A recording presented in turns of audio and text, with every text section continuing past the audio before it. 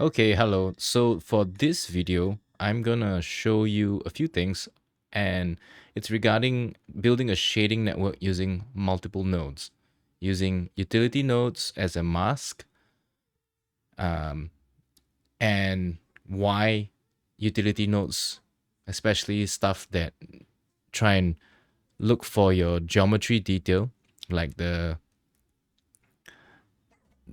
curvature one. You can't use those as displacements. I'll show you why, explain why, and also building a network using textures. This one we can.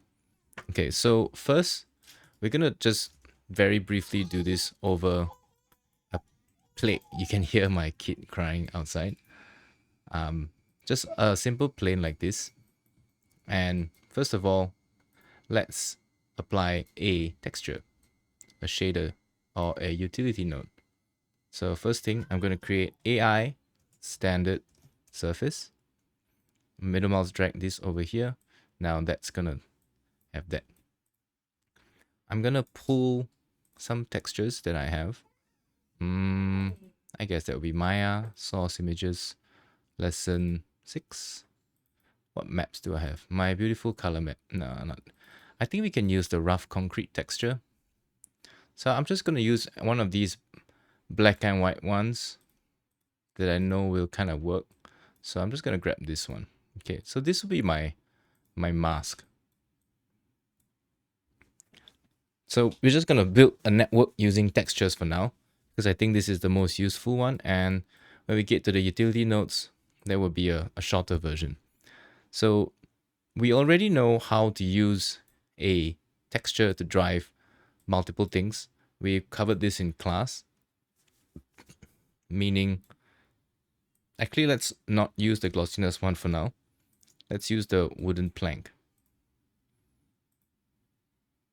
or just a wood diffuse texture. Okay.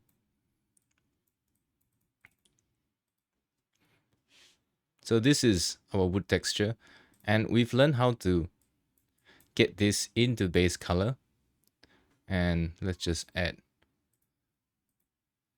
some light and render this. Okay, so this is our wood. This is our wood.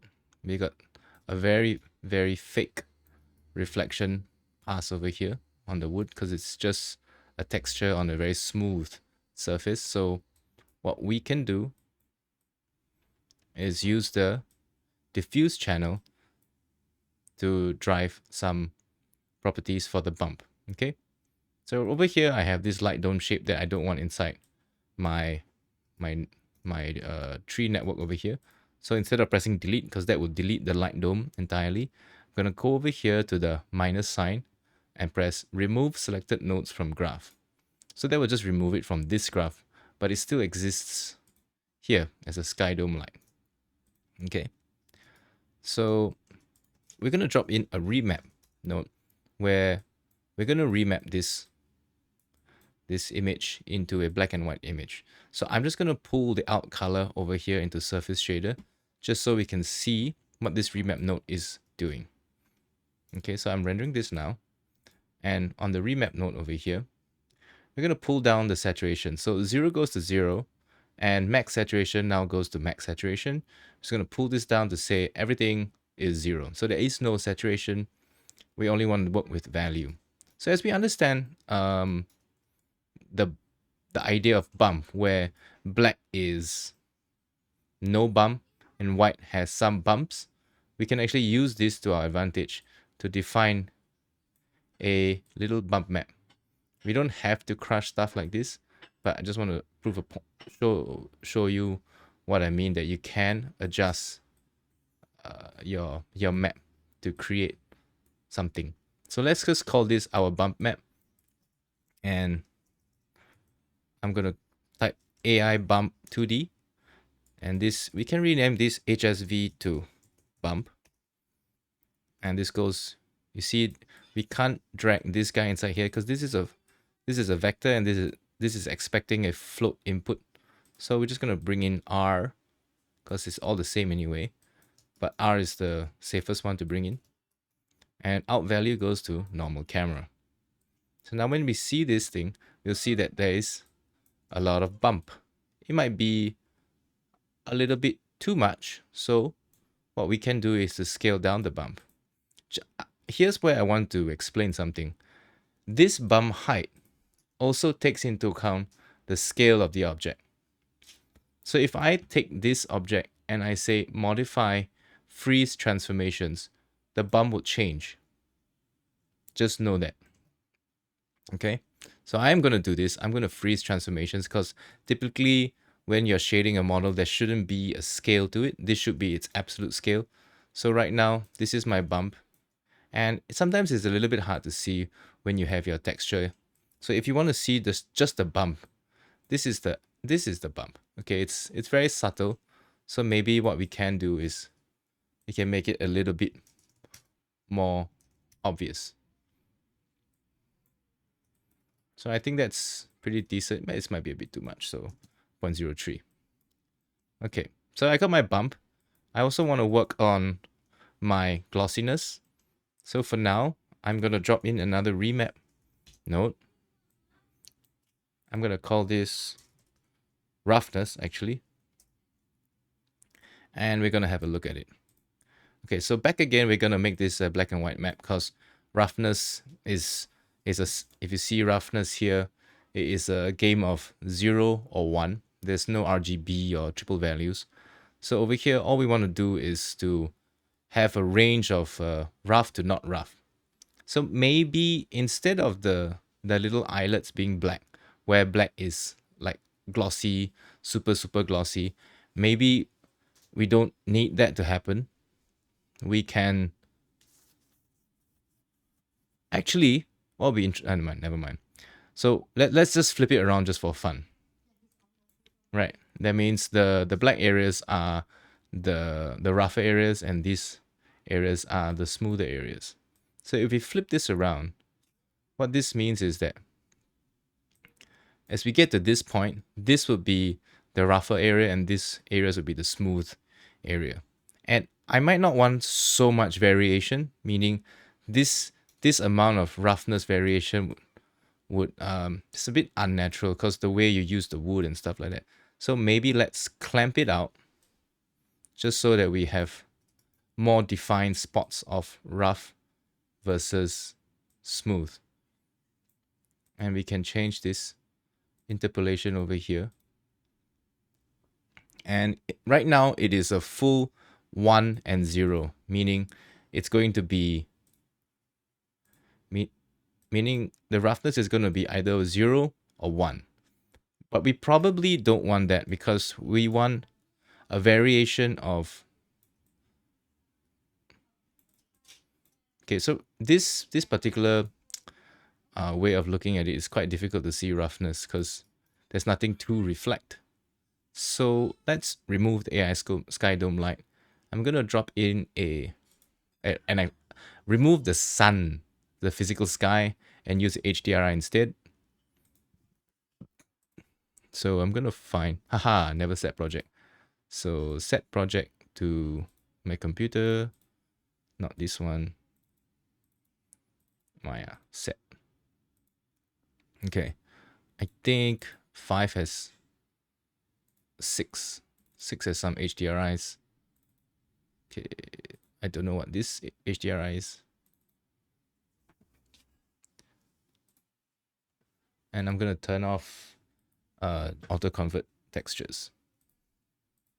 Okay, so now we have an HDRI. Now we can see reflections. Okay, so over here, when roughness is 0, it's like a mirror. And when roughness is 1, it's like sand blasted. Okay, so we don't want 1 and maybe we don't want 0 because wood doesn't really become like a mirror. So it would be a range between maybe 0.15 to 0.3. So that's where we want to bring. So I'm going to take this guy and just remove it from graph. Okay, so let's look at our roughness remap now. And we want this to be 0.35, right? and we want the black value to be 0.15. So this would be the roughness map that will give us some of the variations that we expect. So now I'm going to plug this R channel into specular roughness. And then we have it. So we have some smoother areas and some rougher areas. I think maybe you want a little bit more variation. So if you press this arrow over here, then you can see your graph a little bit bigger.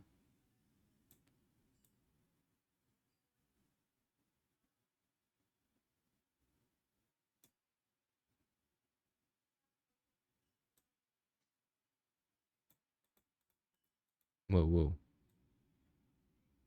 Selected value, the lowest was 0.15, and this one, the highest was 0.3, maybe 0.38.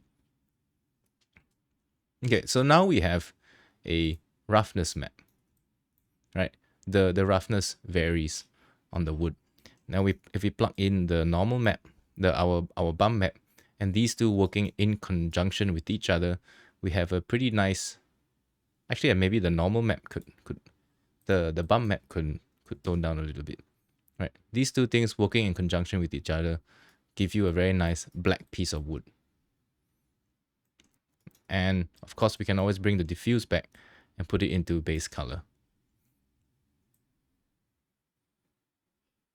The wood is looking a little bit blue because it's reflecting a very blue sky.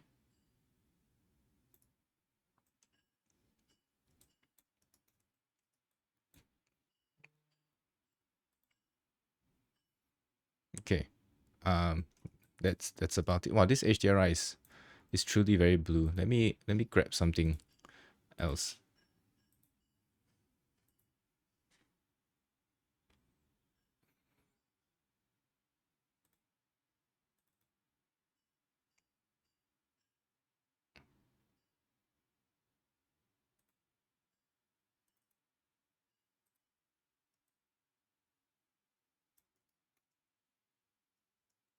Yeah, okay. I think this is slightly more better. So if you see the wood over here, it has some variation in the bump and also the specular. And if we wanted to, we can actually displace this wood also if we wanted to. And we can do that by creating a displacement shader. We can delete this shading group because we don't need it, we just want the shader. And we can drag this into here and remap HSV. We can take this over here. We can call this our displacement, HSV. And we plug this into displacement. And we can't because this is also expecting a black and white one channel. So let's just pick one channel, put that over here. Okay, so a few things are going on. By default, the displacement shader is giving us an auto bump. So I'm going to turn that off. And just so I can see the displacement, I'm going to create a standard AI standard surface, temporary one. Okay, because I don't want to lose all these connections. So I'm just going to plug this guy inside here for temporarily to see, is my displacement doing anything? So the first thing we need to understand is displacement. We always need to set our bounds padding. So I'm just going to increase this to some value. And then the other one is the resolution. So I'm going to increase the resolution of this thing to by 4 at least. Then we can see something going on. Okay. Then the next thing is I do want to know if my scalar value is correct. So I'm going to put this guy off to the side just so I know whether my displacement is making my floor fly.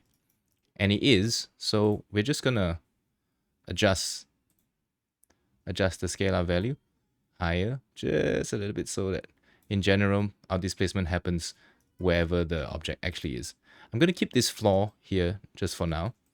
And now we're going to work on our displacement a little bit.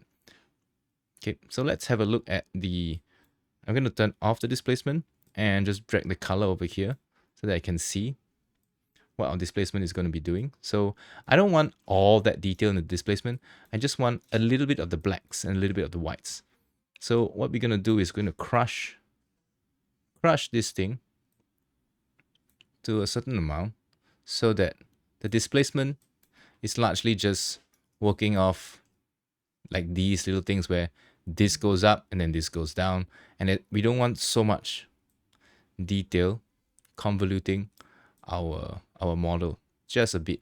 So up and down. So we just got a little up and down map, and I think that should be it. So I'm going to put the displacement back inside and plug in my temporary surface shader, and then you can see we've created cheese, right? So the scalar value has to change a little bit more. So maybe somewhere like this. And the cheese look is probably because I don't have enough resolution. And I think this should be fine. 6 might be quite a bit too much. I'm not sure. And then we can tone down the scale. So maybe 10% of this. All right. If I want a little bit more of that detail coming in, it's just a matter of expanding this clamping values over here. So I think that is a decent movement across the board. And if you see the edges over here, it isn't completely flat, and that's gonna help us when we change this material back into our wood shader. You'll see how the light really does meander across the surface of this object. And it's not just bump, like where the little holes happen, light does fall into a pocket over there. I think the displacement could be a little bit less, so it feels a bit more realistic. And there we got a nice piece of wood. Okay, so this is one little shader that we've created using one single texture. The nice thing about this is that you can actually just swap this texture out, and most of these things should be okay. I'm going to save this file as a test. And then we'll see. Okay, so I have wood diffuse over here. Let's see if I swap this out to another texture like rough concrete. Okay, I'm gonna get the rough concrete diffuse. I don't know where it is. Color, base color diffuse. Okay, so this image looks like this. I don't know how it's gonna look like, but if we press play, something is going on, right? There is something going on, and it is not completely terrible. I think one of the biggest problems we probably need to solve if we wanted this to work is this guy. There's a lot of stuff it's too much displacement, so we need to do clamping for this guy. But I like the wood, so I'm gonna put the wood back, and the wood back would be wood here. Okay, so I got a nice piece of wood over here. I think the displacement is still a little bit quite heavy-handed. You can see, oh, it's a bit too much. Yeah, I think that looks better. Look at all this detail over here. And the nice thing is you can always change it as you go.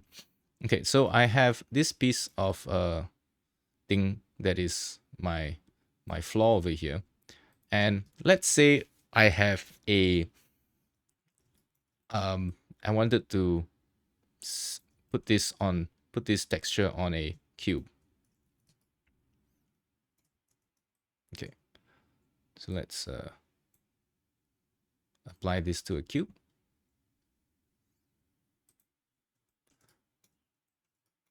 And the one thing that you see that it actually looks quite nice already. So I sized up the cube. Let's also just make sure the cube scale is frozen, so that it adopts the same level of bump. So the one thing over here for the cube is that it won't be able to displace because it's not being subdivided. So we will have to do that. And if you press 3, you'll see that the cube turns into a ball. And that's because there's nothing holding up the edges. So one of the ways to subdivide this for displacement is you gotta tighten up the edges to some degree, but at the same time we need to make sure that we keep most of this cube in squares. The reason for this is because if, as you, let me show you, if, wait, let me undo that. Okay, I'm gonna show you the example over here. If this is, okay, so this is example 1, where we just select all the edges and we bevel it, turn off, and we do this. So we just tighten this thing and we press 3. This is an OK cube, right? And I'm going to do the same thing over here to a certain degree. But instead, I'm going to keep things more like a little bit more biased. But at the same time, generally, we still have a cube. Oops.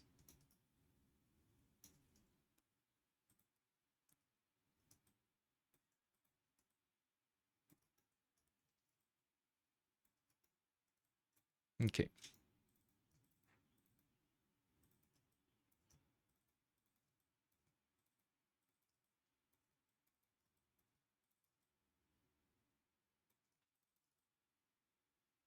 Okay, I'm not like a modeling pro, so take all this with a grain of salt. Okay, so we have 2 cubes that kind of look similar, but one is like this and one is like this. Okay, so when we start subdividing this thing, right, on render time, it will start to look like this. So let's say we give it 3 divisions.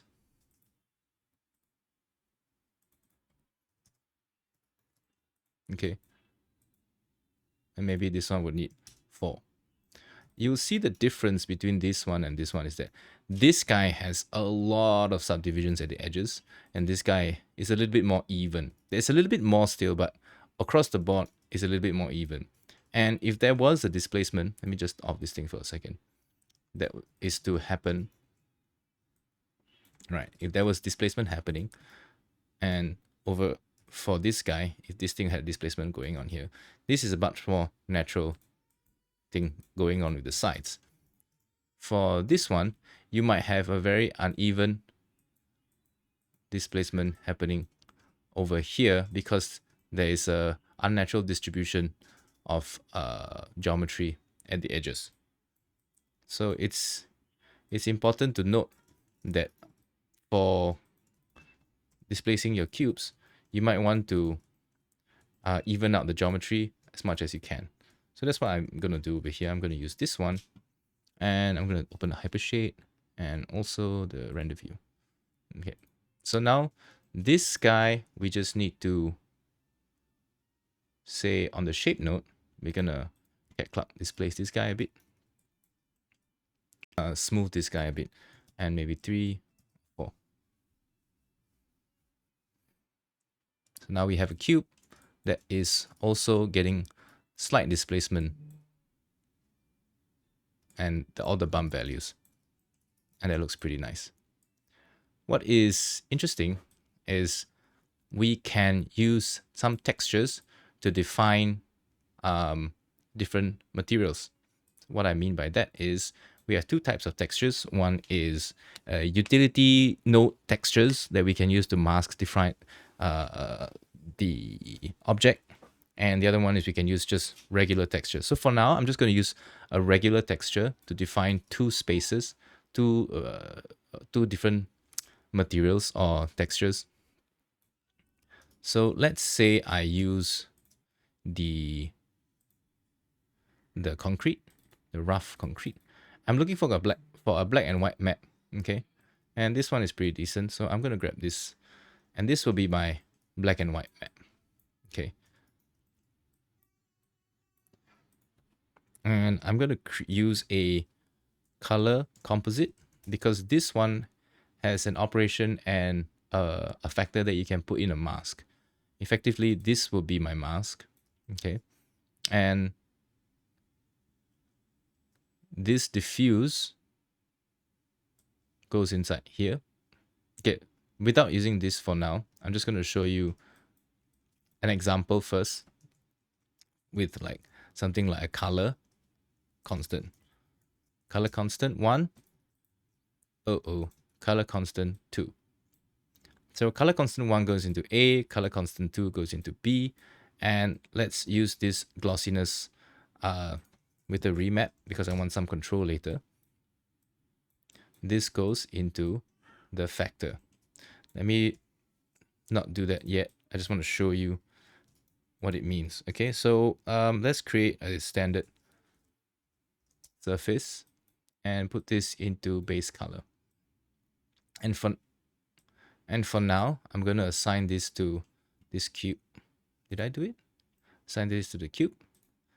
And we have a nice little cube over here. Okay.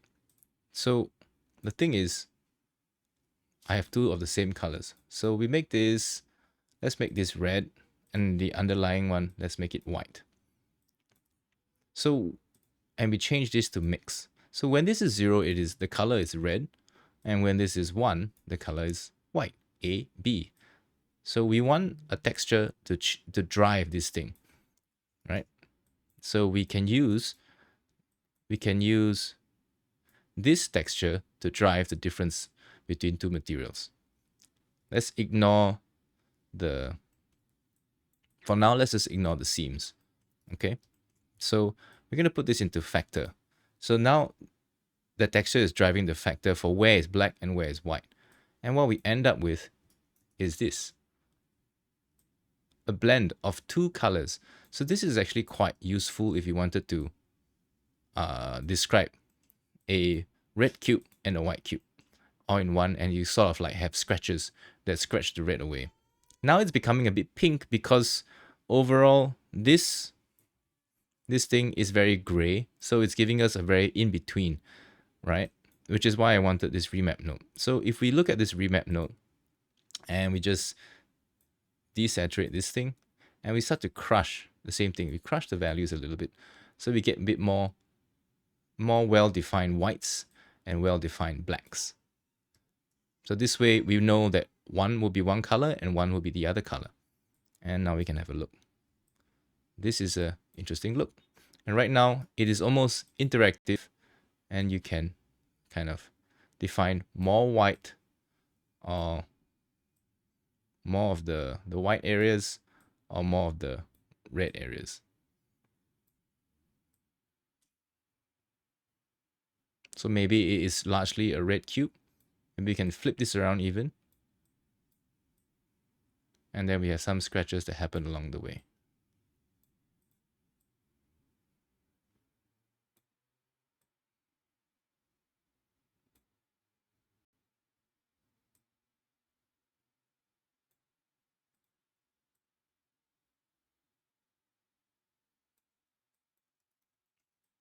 So you can see this can be quite useful if you want to define certain things like metalness, right? So if you just have a look at this for now, we can say that this area is metal and this area is not metal, or vice versa. So let me just see. It's most probably like when it is painted red outside and then it's revealing metal inside. So this area nearer to us, it should be white. If we wanted this to be the metalness map. Yeah, it is. So instead of using this HSV that we are using to change actually we should, because this HSV is defining what is red and what is white, right? So we can actually use this same one as the metalness map, and then we can put it inside the surface shader. The only difference is that we might have to tweak it a little bit just to get more sharper metal. Because if we see this we might not be in the zone of white yet. So we can actually take this remap node into another remap node where we want to define these areas as white and these areas as black. So it is clearer that this is metal and this is not metal, because previously it's a little bit gray.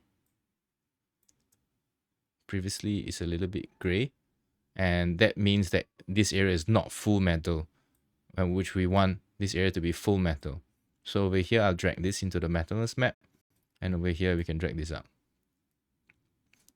And just so it's clearer, if we change the roughness to something like that, now it's clearer that that area is metal, and wherever it is red, it is not. And it will even more powerful if the roughness is also driven by this. So you can start to see what's happening over here. So let's just say we need to invert this thing, because where it's metal, it is going to be black, and where it's plastic, it's going to be whiter. So from this remap node, we're going to drop in another remap node. Let's just call this remap metal, okay? And then this one will be remap rough. So we're going to drag this guy over here, and out color, this will go into specular roughness. But for now, I just want to see what's going on with the roughness over here. So we're going to invert this thing, because we know the area nearer to us right now, that's going to be shiny metal, and the white area is more plasticky. And we don't want it to be like mirror finish. So maybe this could be okay. So right now what you can see is that where the metal is popping out, it is shiny, and where it is the old red color thing, it is less shiny, and it's a little bit too saturated. So let's just dial this down a bit. Yeah, now it looks cool. And you can see where we're going with this now, I think, is we can use this to drive the bump. So let's have a look at this again. Right now, this will be our master definition, and we're gonna use this to drive our bump, right? So we drop in another remap node. We'll call this bump.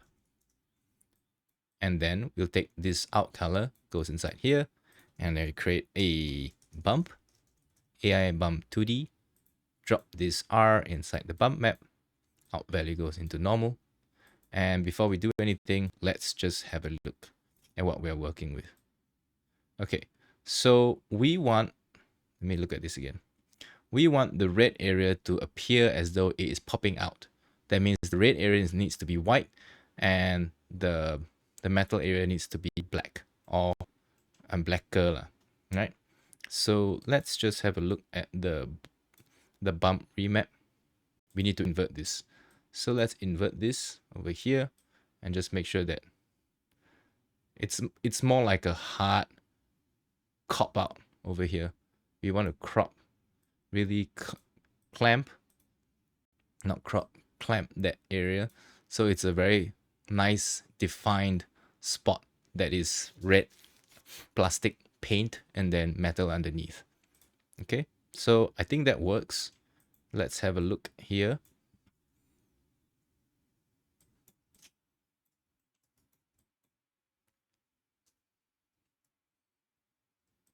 Can we even tell? Maybe where the sun shines, you know? Yeah. So let's just see what it looks like with one. Yeah. You can kind of see. Maybe a bit much lah. So 0.1 maybe.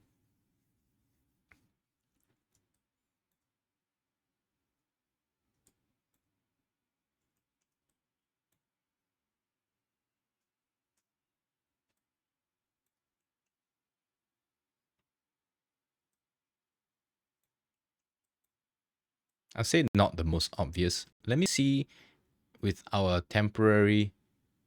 I think this is our, no, which is a temporary shader. Let's create another one. AI standard surface. Let's just call it our temp shader. We don't need this. I'm just gonna plug this inside here for now. I just want to see if that bump is coming out as intended. Actually, it is. Kind of. Not like fantastic.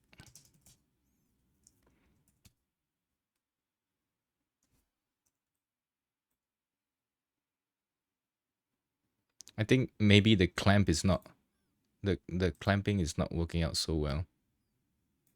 So let's try and clean that out a little bit.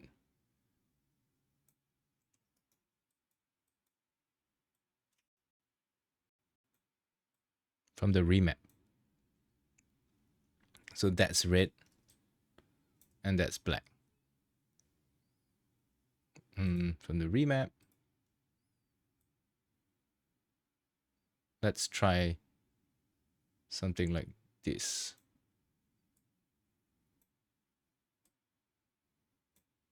Okay, let's try this and we'll see whether the definitions.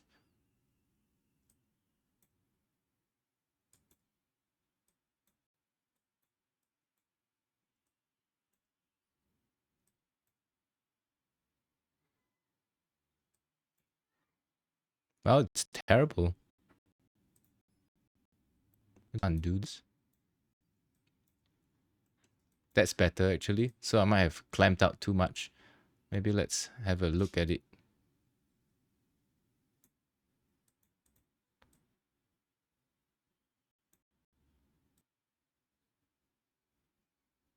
Oh, what's interesting is it's actually losing the information.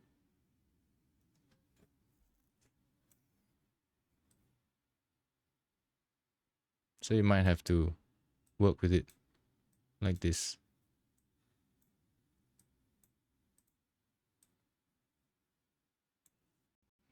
Okay, let's just see how that looks like.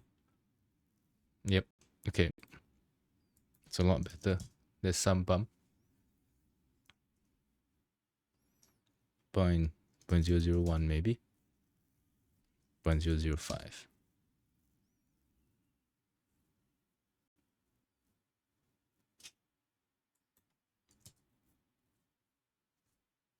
So we now have a bump map that also correlates with the texture that is coming in.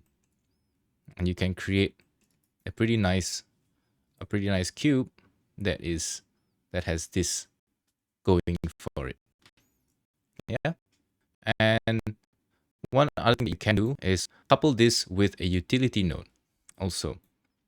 Okay, so this is the last bit already. Let me stop and save. So with a utility node, what it is like a, for example, the curvature,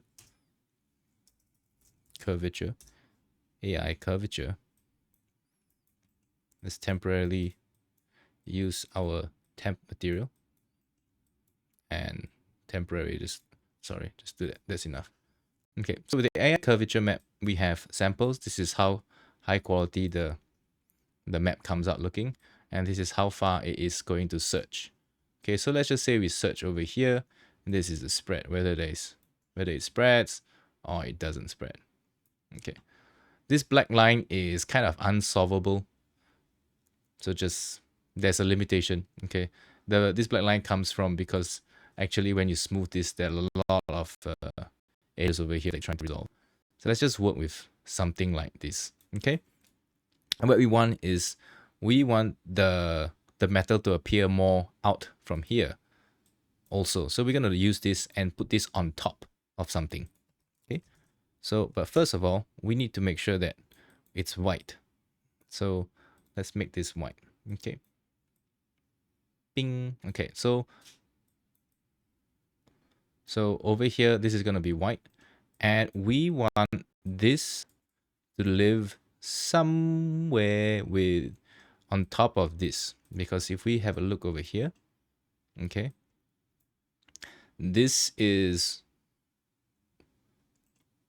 This is where the metal is. This is where the paint is, and we want to have more metal here as well.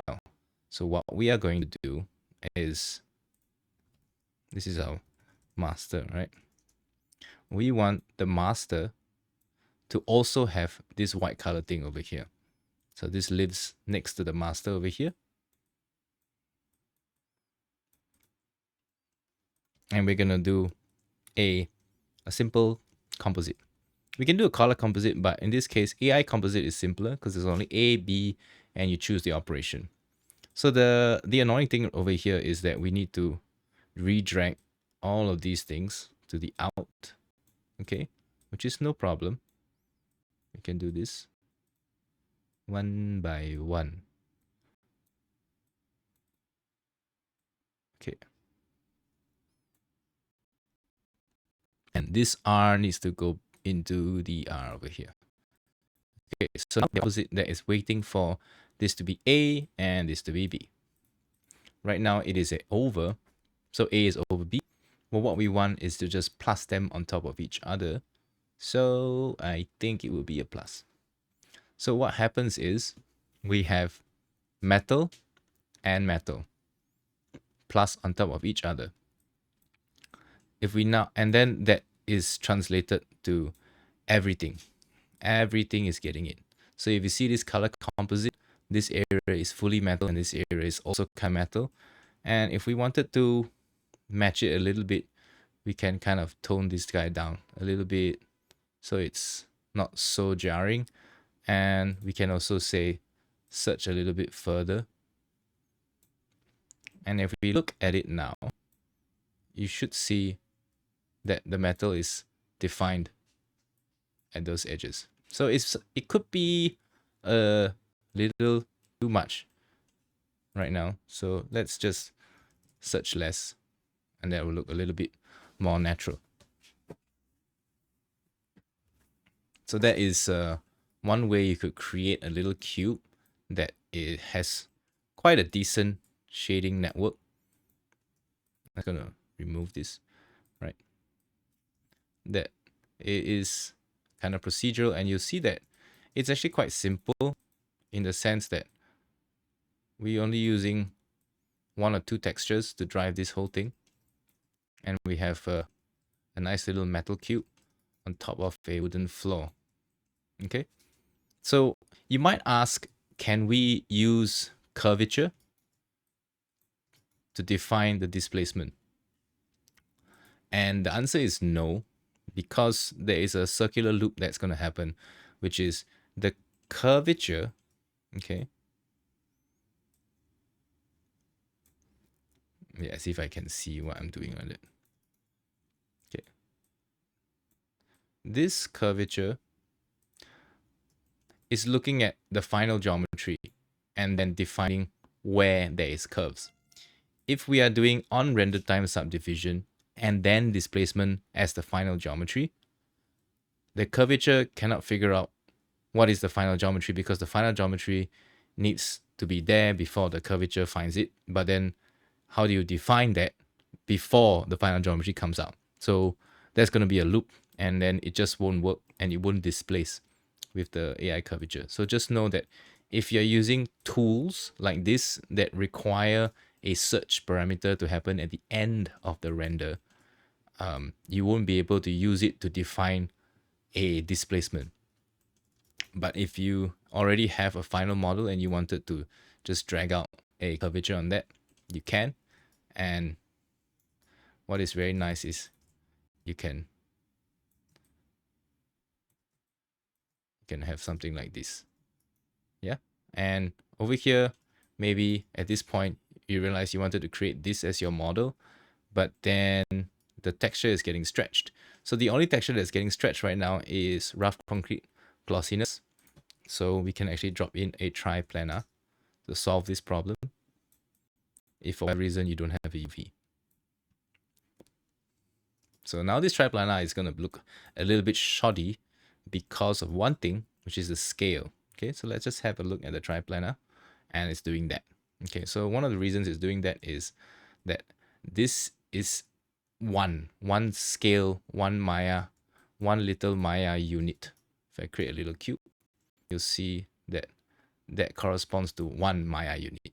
Okay, so we'll need to change the scale of the triplanar, and one of the ways to do that is to just find a value that works. Okay, there's no special way around this. Just find one that works,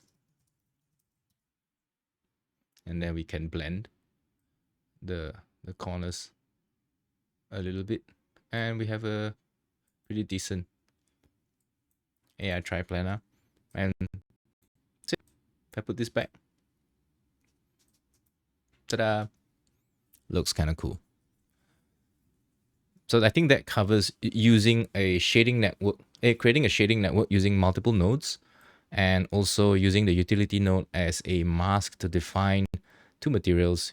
And there are some limitations to it, and you can't use it to displace. Just know that you will find yourself with no displacement, and that's it. Okay, as I hope this was useful. I can upload this file so you guys can just have a look at how this crazy thing was created. Okay, and that's it. All right, thanks for watching.